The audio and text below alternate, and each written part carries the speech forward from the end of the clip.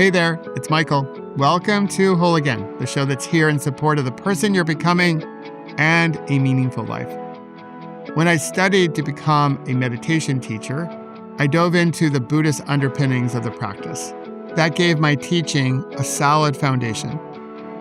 There are so many great lessons to pull from the Dharma to help us ease suffering. But like MBSR, which I studied as well, I believe pause, breathe, reflect, and what we do here on Whole Again is secular. I'm not looking to turn anyone into a Buddhist. I also believe there are so many wonderful stories and examples of mindfulness or Dharma in pop culture or everyday life. Now, some of those shows that we watch or music we listen to, they pull from world religions. So I like connecting what's happening in modern day life back to the ancient practice. In some ways, I think it makes the practice more accessible because I'm on a mission to help more people experience the benefits of a mindfulness practice. I believe in a way that the pandemic was a great invitation from our barista. You know, the one that fills up our mug. MUG, Mother Earth, the universe, or God, to practice mindfulness. With the practice of mindfulness, we can ease suffering, and I do believe we would have a more peaceful and healthier planet. And during the pandemic, besides mindfulness, a bit of my medicine was Ted Lasso. If you caught last Wednesday's episode, you know I'm doing a series recapping season 4. Each episode, week by week. But instead of giving you some spoiler, which I promise never to do, or to break down each episode scene by scene, I'll take a theme from each episode, highlight it, and then talk about how we can weave it into our lives so we can step into the person we're becoming and a meaningful life.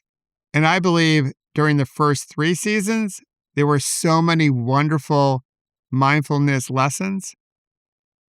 They made the show entertaining, and some of those quotes were very memorable, but they have so much more potential if we can take them and see how we can incorporate them into our lives. Hence the reason why I'm doing this recap for season 4. I want to maximize all the Ted Lasso-ness that we can get because I know that, like everything is temporary, that the show will not go on forever. So with that preamble, let's get into episode 3 of season 4.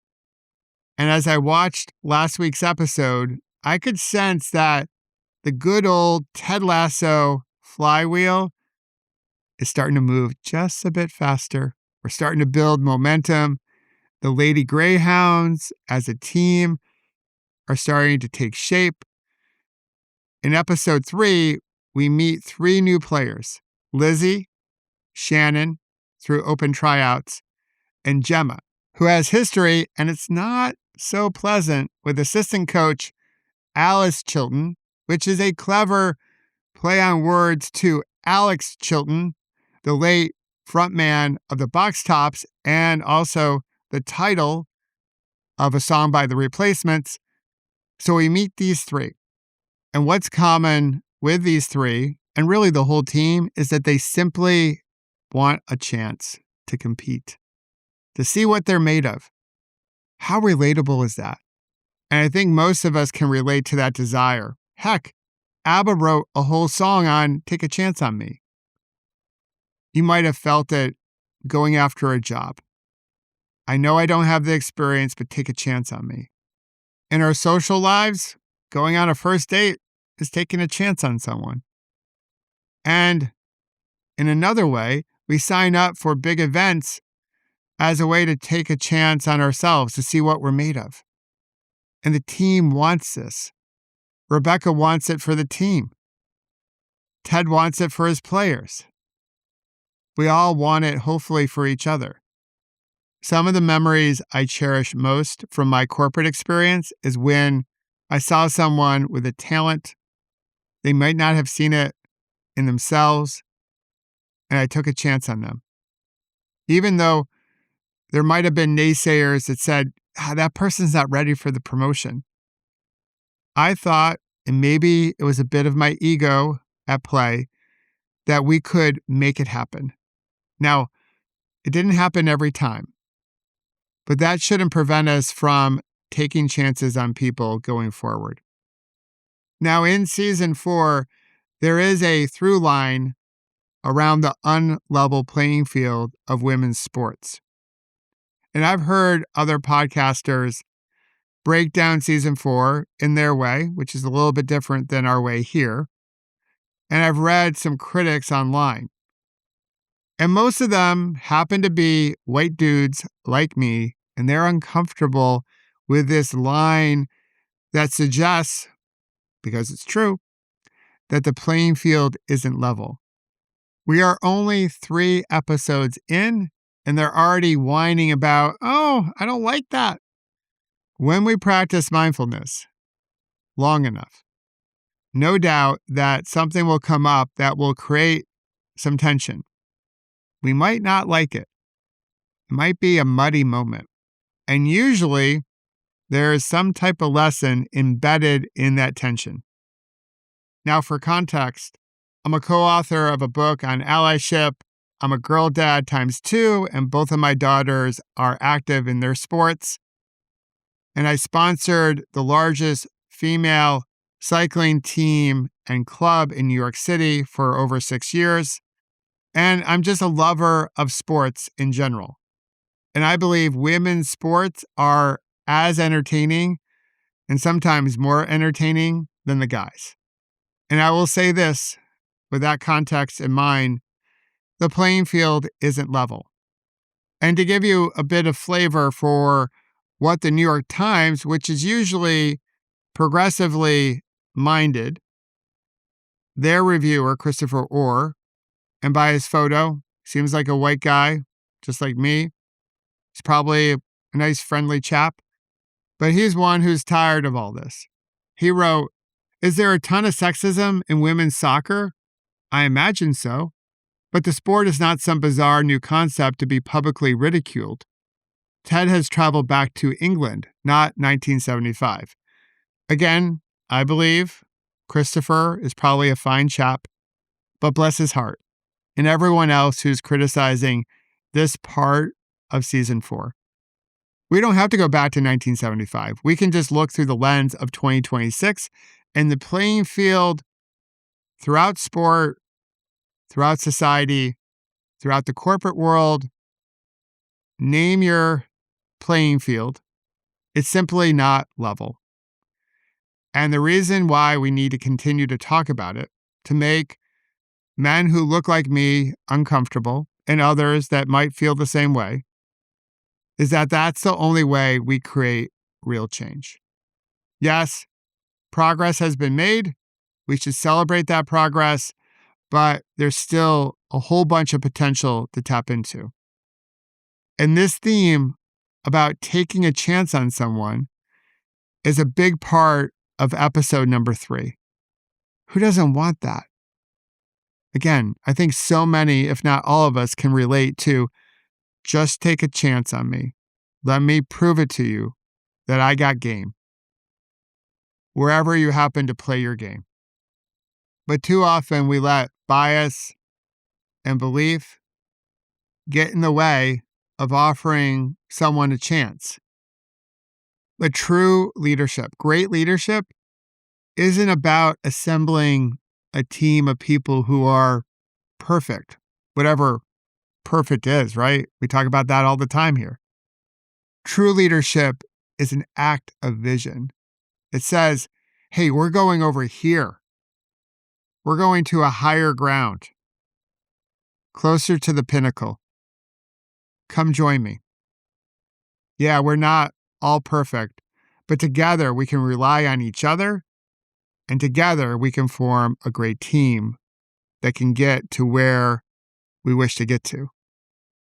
It's seeing the gold in someone, sometimes before they even know they have the gold within them. And yes, there are people that we will come across in our travels that might have a checkered past, or they might not have been that successful.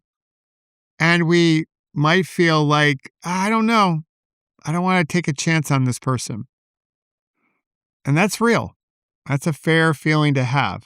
And if that's the only perspective, then there's no possibility of creating kintsugi. When that piece of pottery breaks and we sweep the pieces into the trash, then kintsugi never materializes. Through mindfulness, we learn discretion. We learn about nuance. We learn that we can be aware of someone's past and also hold open the door to a new possibility. And then making the decision with that awareness, that's mindful leadership. So with our Ted Lasso, take a chance on me spirit, I'll encourage you to look around your life this week. Who's on the sidelines that wants to get into the game? Who is someone you see a spark in, and they might not even see it for themselves? Who might you be able to take a chance on? To give them a chance to perform.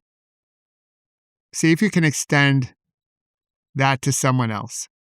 Or another way is to simply take a chance on yourself. I think this is what Gemma is here to show us. That sometimes you simply need to put that gremlin or that inner critic, that unhealthy voice in your head, put that on the sideline and get out onto the pitch. Perform. Live up to your potential. Take a chance on yourself. If no one's willing to take a chance on you, then start at home. Take a chance on yourself. You might not be successful, but you'll be proud of making that decision. That is also a version of being a mindful leader.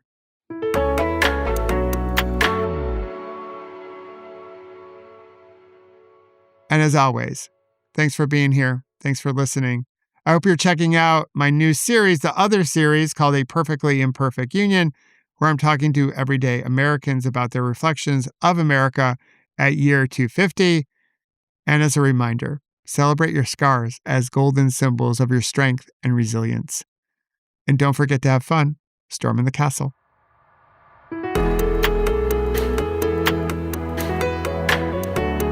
And if you wish to learn more about creating beautiful ripples and how to prevent a bad moment from turning into a bad day, please visit my website, michaelobrienshift.com, and sign up for my newsletter called The Ripple Effect.